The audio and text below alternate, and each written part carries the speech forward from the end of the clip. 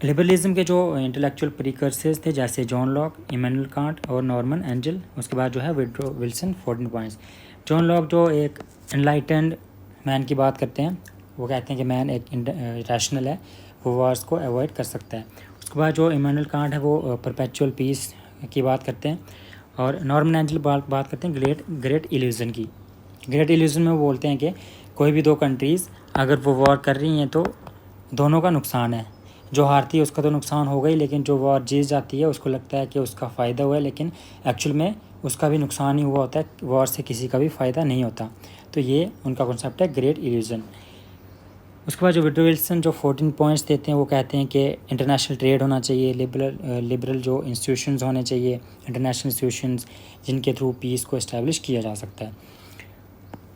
Liberalism के जो सब स्कूल्स हैं जैसे लिबरल इंस्टीट्यूशनलिज्म, इनको कौन कौन सपोर्ट करता है? रॉबर्ट क्योन, जोसेफ नाई और हेडले बुल।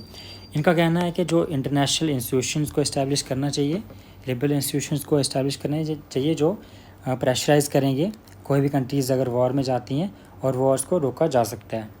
तो यहाँ पे लिबरल इंस्टीट्यूशन की जो एग्जांपल है वो है यूएन, और इससे पहले थी लीग ऑफ नेशंस। दूसरा जो कॉन्सेप्ट है इसमें, दूसरा जो सब स्कूल है वो है इंटरडिपेंडेंस। यहाँ पे वो इंटरडिपेंडेंस की बात करते हैं कि कोई भी दो कंट्रीज़ अगर एक दूसरे पे डिपेंडेंट हैं तो वो वॉर की तरफ नहीं जाएंगी, वो कोऑपरेट करने की बात करेंगे। इनमें जो थॉमस फ्रेडमैन है वो गोल्डन आर्कस थ्योरी की बात करते हैं, वो इसमें वो इकोनॉमिक इंटरडिपेंडेंस की बात करते हैं। उसके बाद जो रिचर्ड हैं वो हैं ट्रेडिंग स्टेट्स की बात करते हैं। ट्रेडिंग स्टेट्स वो कहते हैं कि जो दो कंट्रीज़ के बीच में अच्छा खासा अगर ट्रेड हो रहा है तो वो वॉर नहीं करेंगी, जैसे इंडिया और चाइना। उसके बाद सोशियोलॉजिकल अप्रोच जहाँ पे कार्ल्स ड्यूस ने दी है, यहाँ पे वो कहते हैं कि सिक्योरिटी डायलेमा से हमें सिक्योरिटी कम्युनिटी की तरफ जाना चाहिए, इसको कन्वर्ट करना चाहिए सिक्योरिटी कम्युनिटी की तरफ। तो सिक्योरिटी कम्युनिटी क्या करेगी? जो हमारे नेबर्स होंगे या फिर जो हमारे एक्सटेंडेड नेबर हैं, वो क्या उसको हम एनिमी की नज़र से नहीं देखेंगे, फिर हम कोऑपरेट करके उसको एज एन एक अपॉर्चुनिटी यूज़ करेंगे ग्रो करने के लिए। उसके बाद आ गया फंक्शनलिज्म दिया है डेविड मित्रानी ने। यहाँ पे रीजनल इंटीग्रेशन की बात करते हैं या फिर इशू बेस्ड जो है कोऑपरेशन की बात करते हैं।